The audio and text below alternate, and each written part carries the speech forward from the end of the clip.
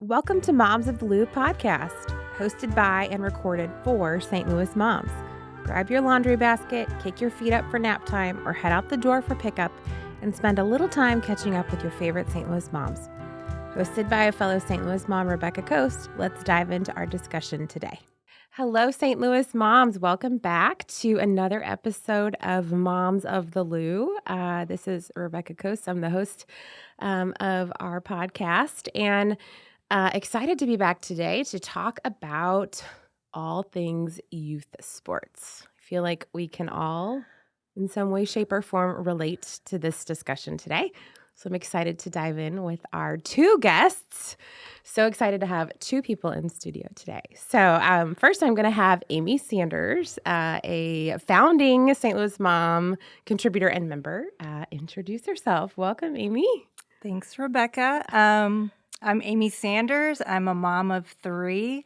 I have three school-age kids, 12, 10, and 7. I had to think about that for a minute. And they are all three very, very busy kids in all of the things, including lots of youth sports. So I'm really excited to chat about that today. Yes, you've shared a lot of insight on this in the past. So excited to pick your brain today. And then our second guest, the lovely Jessica Hendricks, who is another founding member of St. Louis Mom. So welcome, Jessica. Thank you. Yes, I'm Jessica Hendricks. And it's like Amy, I have three kids who are heavily involved in sports, and it's part of our family fabric and what makes us tick and keeps us busy. So we love it, and I'm excited to talk about it. Awesome. So we're in the heart of the summer months. I know that you guys have children who play sports across the various seasons. So first, maybe you can just break down for me what sports your kids play. Let's start there. That is a good question. Currently, we are thick into the baseball season. Okay. And the swim team season. So, and always the soccer season. Okay. We all know St. Louis is a soccer town, so it really does seem like soccer goes all year long nowadays. So, other than that, I've got one that plays basketball in the winter, one that plays volleyball in the fall. I'm probably missing a few other in there, but those are the big ones. Okay. Sounds good. All right. So my oldest daughter, she's headed into high school, and she's done a few things over the years. She's tried soccer. She did some field hockey at school, but she kind of has landed on basketball and volleyball, and those will really, for her, she doesn't do club with those, so those pick up for her when she gets to school. And then my middle guy, that's 12, he is on a club basketball team, so that goes year-round. Like, they get a couple of breaks throughout the year, but that's year-round. Baseball is also pretty much year-round, and we're in the thick of that right now. And then when he gets to middle school, he wants to try football and track. And Okay. yeah. And we kind of have always said, like, just try it, and if you don't like it, we'll pull you out. But after the registration fee is paid for.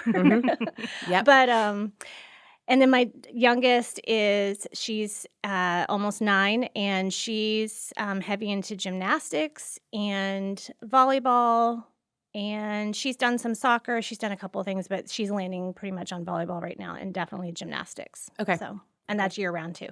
Year round. Okay. Does having them in like an established gymnastics program help with like the cartwheels around the house? Because that's what I'm dealing with right now. It's just It doesn't stop. It doesn't stop. Nope. Still doesn't stop. Shoot. Nope. That's forever. Yeah, that's forever. Yeah. Okay, so how did your children start in sports? Like, what was your kind of entry point into sports? What ages? What local programs? How did you just get started? I think it varied by kid for me. Mm-hmm. So having multiple kids, I know this is not fair to the younger kids of the family, but the oldest sort of gets a different experience. Yeah. Mm-hmm. Our tolerance for how young to put them in an activity was different. Mm-hmm. We had swim lessons at a very, very young age of like 6 months or whatever. Yeah. So it just The oldest got to try probably more things than our youngest gets to. Really, though, I would say we didn't get very heavy into any sport until school age. School age, okay. Yeah, before that, it was really just introductory stuff, instructional leagues, that sort of thing. Yeah. Nothing got real competitive until kindergarten. Where did you find some of those introductory programs locally that? So I think probably the best known that everybody knows is like Kickaroos with Veta. And, you know, like swim classes are a good way to kind of get them started doing something sporty. Yes. We did YMCA. YMCA, okay. That was a big one for us for basketball. Yeah, basketball at YMCA, that's a really low bar entry point. CYC also. Yes. CYC, once you get into like school, that I feel like that they have so many sports available there, and they start at different ages, but that was kind of, because then they get to do it with a lot of their school friends, and that's a good way to just build community, get into the community that you're in. And so that's a lot of, like, for us when we started sports, it was mostly just because all their friends were doing it. So we were like, okay, this is another opportunity for them to hang out with friends. And so, you know, like, it might not be their sport now, but it still was something to get them involved further in the school with their friends and have fun. Yes. We're also doing CYC. Our first kind of sports experience has been this spring, CYC softball. And it's been a lot of fun. You know, it's just been very low pressure. You know, still obviously a commitment of time, but it's been a great way to kind of get started, get our feet wet. So, and I love the community aspect that you pointed out. They're with school friends or, you know, kids in their neighborhood. So yeah, very cool. Okay. So walk me through, once you get into that, the grade school years, then what kind of programming are we talking about? Are we still talking about some of these local programs that you've mentioned, or did you take a different route, or? Well, for us, there are a couple of different, you know, because you get into a sport and it's kind of like, okay, we're going to try this and see where this goes. Yep. And then, like with our son, it was very clear pretty quickly that he gravitated towards basketball. So then we started looking at, okay, if we want to take him to the next level and put him in a more competitive, you know, situation, then you start looking and you start asking friends like, hey, I noticed that your kid plays a lot of basketball and does it competitive, and where do you go? We asked the coach of the basketball team that he's going to be hopefully playing for when he gets in middle school and high school. We asked them, like, where have you seen players that have come up to high school basketball? Where have you seen that they started? Okay. So we can kind of start him on that path. And I mean, the same with baseball. It was kind of asked to be on a team. And, you know, there's some tryouts. My son did soccer for a while, and so he had to go through the whole tryout. Yep. And that just kind of, a lot of that, again, was through friends talking about it. And, like, sometimes the school will tell you, hey, this is coming up, this tryout's coming up if your kid's interested. So, Yeah, I would agree. A lot of it depends on skill and interest level. Yes. But the good news is, even if your kid isn't ready or isn't quite skilled for the select club tryout level, a lot of leagues still offer programs for ages, like even through high school. So CYC, at least in our neighborhood, goes through 8th grade.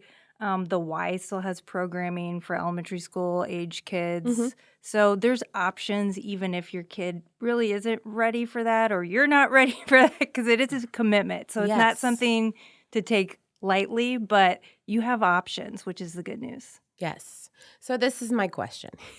You both have 3 children, right? I have 3 children, almost 4. How on earth do you balance a family life, with 3 active children with busy schedules and still find time for you as a mom? This may be a tricky answer, but I have a spouse who also coaches Yep. some of those sports. Same. And it's a double-edged sword, because on the one hand, it's more of a commitment for him to do it and for our family. But on the other hand, you have a tad more control over your schedule as far as practices, what night you'd prefer them to be on, when it comes to game schedules, being able to submit conflicts. So that helps. Okay. Also hurts. Yes. But it gets tricky because things do start to conflict and then choices have to be made. Yeah. Like I would really like to clone myself this summer. Well, yeah, because I'm the parent that like I want to be at all of it. Like I know some moms are like, I signed him up for basketball, but I don't have to be at all the games. No, I want to see him play as much as I can. Yeah. So there are some times where I have to, put that aside and just say, okay, for the rest of the family, mom has to be home. Yeah. And, a lot of, because we have 3, like our youngest, she's just been toted around to all the different games. So like now she's like, it's my turn. I'm ready. Let's go. Sure. And yeah, the same. I have a husband that has coached a couple of the different teams. And so, like for instance, Tuesdays and Thursdays is when my youngest has gymnastics for 3 hours while my son has baseball for 2 hours. And it just kind of works in the calendar that I'm dropping her off and then taking him and then picking him up at a later time and then getting home to make dinner and then go, so it's just, you just kind of find this flow. Yeah. And sometimes it's like, okay, if you both start at the same time, then I'll drop one of you off earlier. Yeah. And then on Thursdays, it's the same schedule, but with basketball. And my husband's one of the basketball coaches. So he's able, like, he gets that. They go, and so I only have to focus on my youngest with her gymnastics. So that's, again, like, they're both involved. They're, like, my son and my husband are both busy, but at least that's one part of my calendar then that I don't have to manage. Right. So you heard it here, moms, that maybe you should have your spouse sign up to be a coach or help. Yeah. Also, carpool. Yes. Carpool saves the day. Big time. Yes. Start talking to the moms on the team, right? It is not hard to put together a carpool. No. It feels intimidating, but once somebody breaks the ice, everybody's like, ooh, yeah, I want in. Yeah, because everyone wants to do that. So how do you do it? Do you like organize a group text, or do you just start chatting at practices, or how do you do All of the above? All the above. Okay. And there's also a lot of apps. Like, I don't know about you, but I have like 5,000 apps on my phone that are just for sports. Like, I have a whole like section on my phone that's just, it's probably like 10 different apps of like communication, where they do the scheduling, and it's all for each different sport has its own like set of apps that they use. And a lot of times you'll start there. Like if you're new to a team, that's where you would like kind of find each other. Okay. And then from there, like, if you see each other at a game or you start feeling comfortable, and someone will start a text thread. And from there, it's just that kind of becomes your group. And that's really helpful. Yeah, you're spending a lot of time with these people. So it's not hard to get to know each other. Yeah, absolutely. Okay. Apps, carpool. Great tips.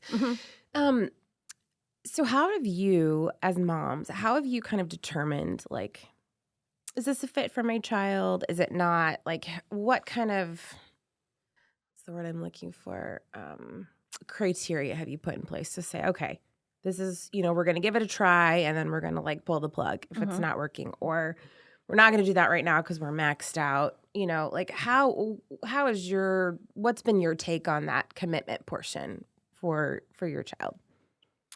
This might be a tad controversial, but I always require my kids to have a sport going at all times. Maybe not competitive, but something, because I think it's important. They spend so much time at school and on screens that they are active. So they have to find something. Yes. I don't care what it is, but they have to find something. So that is like a starting criteria for us. And then we really just, it goes by their interest. What are you interested in? I don't even really care if they're good at it or not, because they're the one that has to do it, and they have to be excited about it. And you can't make them excited about it. Right. So, that's kind of where we start. Okay. Selfishly, a lot of it is based on our interest of Sure. where we start putting them. Uh-huh. Like we started with basketball. My husband played basketball, and so that was just kind of like, okay. And it was like, okay, do our kids have something there? And if they don't, then that's fine. We're not like forcing them, you must follow in your father's footsteps kind of thing. But like that's, just kind of a good starting point.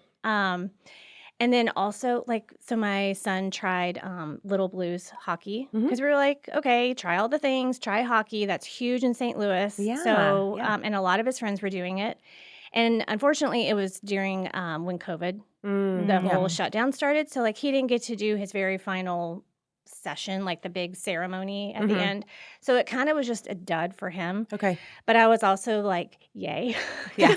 I didn't like sitting in the cold arena. And I was like, this is so uncomfortable. And it's such a process to get you in your uniform or your jersey. I was just like, no, this is not for us. And he was like, yeah, I don't think I want to do it. And a lot of times I'll be like, are you sure, buddy? And this time I was like, okay, good. Yeah. Okay, we're done. And then also like swim. I saw parents posting, we were up at 6 a.m. this morning and I was like, no. Yeah. That is not our family. Yep. I appreciate all those kids getting up so early and I'm impressed, but I just know my family and we are not morning people. So that just kind of like took swim, like any kind of swim team stuff that happens in the summer that's so huge, like right now. I just was like, no, and it's sometimes I'm like, oh, I would love for my kids to be there because look at all their friends, like competing together and having so much fun and they're swimming. But then I'm like, but would my kids, like, would any of us actually really enjoy that? Right. Like, that would be a struggle bus every morning. And I just don't want to do that to us. So, well, and doing something out of like FOMO, is not a great motivator ever. It always leads to regret and like, why did we sign up for this? Yep. And yeah, I'm so glad you said that because I feel like in my family we're so sensitive to an overprogrammed life. And so we're really, really careful about like the things that we sign up for and commit to. And I think it's so important for families to bear that in mind. Like, is this going to fit into our family life? Is this going to disrupt us or is it going to cause us to, have a better, flow of family life? So I think that's such a good point. Well, and it's just, the family, the flow, like you kind of create that flow for your family. Like, now we're getting into where, my daughter traveled for a gymnastics meet and my son has traveled for a couple of his like baseball and basketball tournaments to different towns. And like we take the whole family and it's just like fun for the whole family, just kind of getting away for the weekend. Now, I know for us, like we're kind of like that's where it stops. Like some families take it, I don't know about you guys, like take it to the next level where it's like you're on a traveling tournament team where like every weekend you're going like flying. Yes. Across the country. And some people, I know some kids miss school for that. And so I think that's where we kind of like draw the line is like, we want you to enjoy it, but like, let's just do enough to like have fun with it and like, evolve your interest in it and evolve your ability. And once you get to high school, like they'll kind of take you from there. Sure. Like, and that's kind of the goal at this point. I'm not looking to have my kids be I don't do this because I think that they're going to be, the next great, baseball player on the Cardinals. Like that would be the dream. Right. Of course. But that's not why we do this. Right. It's really just to create community, fun, develop their interests, give them some athletic ability. Yes. Okay. So that was going to be my next question. What would you say is your driving motivator for sports involvement in your family? Is it the hope that they would, have a professional career someday, or is it more just for love of the game? Well, yeah. One of the things that I've kind of encouraged my kids to do is try sports that I consider to be more lifelong sports. Yeah. So like nobody's really playing tennis because we think that they're the next John McEnroe. Right. That reference may be dating myself, but no, I feel you. Yeah. I feel you. No, but he's always a classic. it's like something that like we all know how to play. We all can go play together, and we can do that for decades. Some sports, are real limited in time or where you can play, who you can play with. So sometimes we try to look at, is this something that we could sort of build an interest around? Yes. Not just like you're particularly good at it or this is the opportunity that's right in front of us. So Sure. we try to think a little out of the box sometimes. I love that. Mm-hmm. Love that so much. All right, last question. Where do you go for gear in St. Louis? Where do you think is the best place to go for gear? I am a huge fan of Play It Again Sports. Same. Yes. Yeah, that or Dick's. Mhm. Just because I'm at the mall a lot with my other girls. So Yes. that just is like an easy, like stop in there real quick, or you can do curbside pickup. I've ordered baseball pants, like same day delivery. Nice. Because there was a hole I Yes. didn't realize, or like major grass stain. And so Amazon, Yeah, Amazon. big time Amazon. Okay, so you do online stuff too. Oh, yeah. Cool. Yeah. All right. Well, I think that will wrap it up for today. This was so much fun. I learned a lot. I feel like we could have a part 2 because I still have more questions. No, So for sure. maybe we'll flag that for a future episode. Awesome. But thank you guys so much. Thanks, Rebekah. Yeah, thanks. Thanks for listening to Moms of the Lou. We hope it encouraged you and put a pep in your step and helped you get to know our community a little bit better. Be sure to find us on Instagram, STLewis_mom. You can find us on Facebook, St. Louis Mom. You can find us on our website, www.stlouismom.com. In case nobody else tells you today, you're a great mom and you're doing a great job. Chat with you next time.